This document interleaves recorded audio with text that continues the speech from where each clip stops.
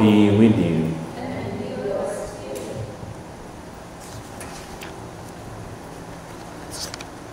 A reading from the Holy Gospel according to Luke.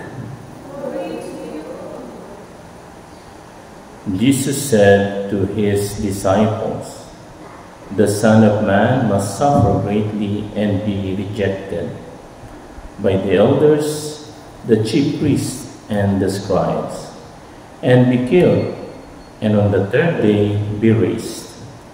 Then he said to all, "If anyone wishes to come after me, he must deny himself and take up his cross daily and follow me. For whoever wishes to save his life will lose it, but whoever loses his life for my sake will save it.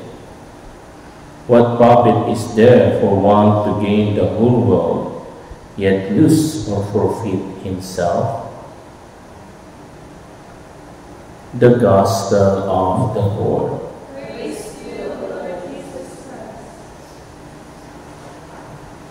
Praise be Jesus and Mary. Now and forever. For whoever wishes to save his life will lose it, but whoever loses his life for my sake will save it.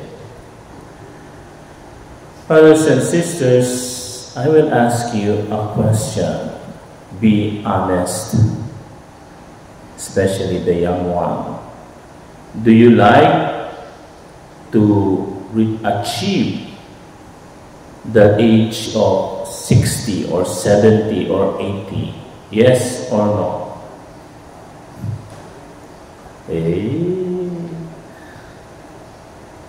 Sa mga senior na, gusto niyo bang ma-achieve pa yung 80, 85? Uy, sa nga pala, no?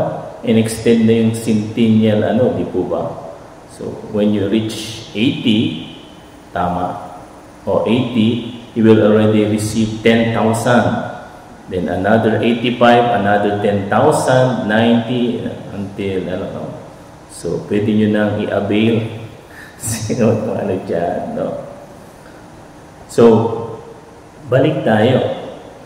Who among us wants to live until that age?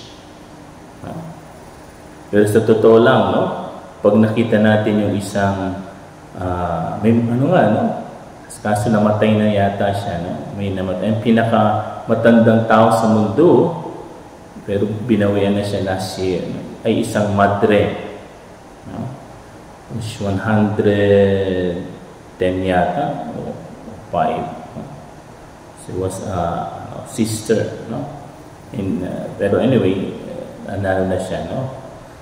So, it is one thing to live, but one thing to be alive. Iba yung mabuhay at may buhay. No? Kasi ang problema, marami sa atin may buhay, and yet we are not living it to the full. Napakaganda ng libro, perhaps you already seen it, especially the sisters, the book of Blessed Bishop Fulton Sheen. Anong title? Napakaganda ng title, di ba? Life is worth living. Ganda, no? Life is worth living. Totoo naman po. No?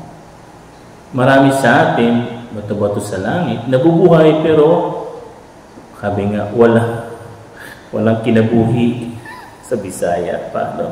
O sa Tagalog, walang kabuhay-buhay. Ayan, no? Walang kabuhay-buhay, no? Pagka marites, lakas-lakas ng boses. Yung pagdating sa prayer, ayan. And Mary, full of grace, the Lord is... Kita niya, no? Di po ba? And we see in the life of the saints, no?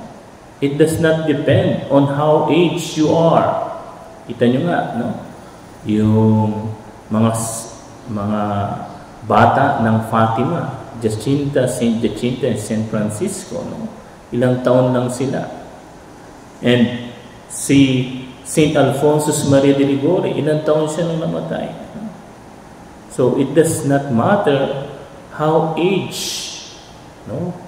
O yung iyong edad. Ang importante na buhay mo ba? Is your life worth living? No?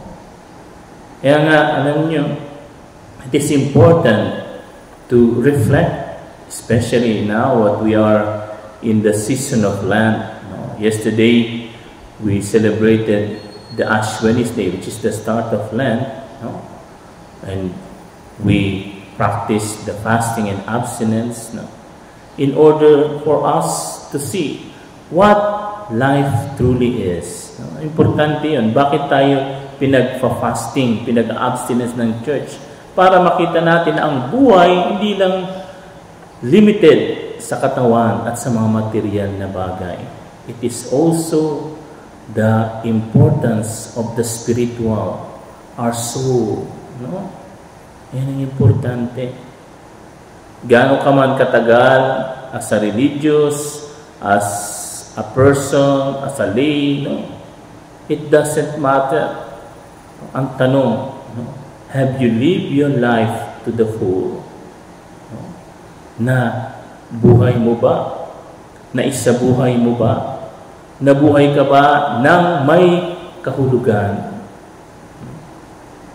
O nabuhay ka lang para sa iyong sarili? And that's the problem. Many people live only for themselves. That's why they waste their life. Sinasayang nila yung kanilang buhay. But see the paradox here. The more you give your life to others, the more you give your life to God, the more you live to the full. The more it returns to you more than you imagine. No? Kita nyo, no? Yung mga, merong isa ngayon, no? Eh, hindi ko lang alam kung pinalabas na sa sine yung life ni Father Ruel Gallardo. Alam niyo yun? No? So he is a Claretian who was killed by the Abu Sayyaf in Mindanao. No? Although may mga sinabi na sa amin ni Father yung ano doon, yung priest na Claretian na may konting dinagdag sila, pero ano lang naman, hindi naman ganun kaano. Pero you see the life of this priest, Claretian priest, no?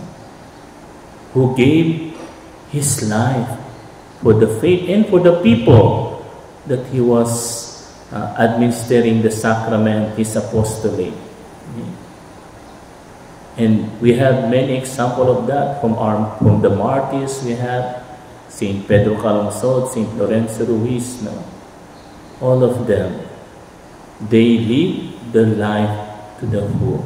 And they're not afraid to lose their life because they know that the moment they give it to God and to love their neighbors, the more they gain it in eternal life. So my brothers and sisters, let us ask the Lord and our Blessed Mother in this second day after Ash Wednesday, this Thursday after Ash Wednesday, to reflect upon our life and the question of Bishop Fulton Sheen in his book, Our Life, is our life worth